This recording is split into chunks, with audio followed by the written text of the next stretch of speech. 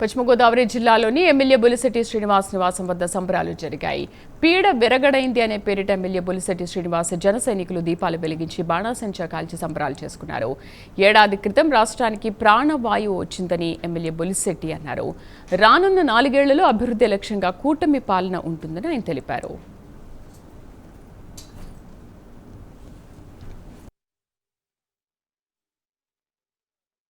ప్రజలు పడిన ఇబ్బందుల నుంచి ఇదే రోజు సంవత్సరం క్రితం మనకి ప్రాణవాయువు వచ్చిన సందర్భం ఇక్కడ ఈ రాష్ట్రానికి.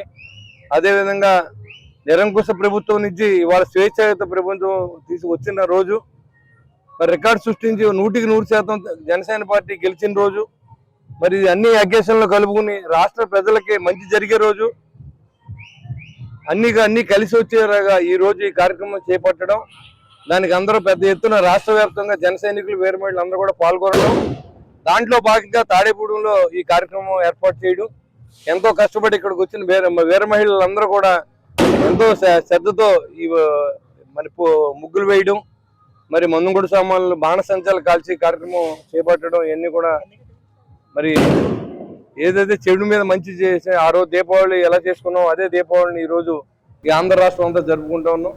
మరి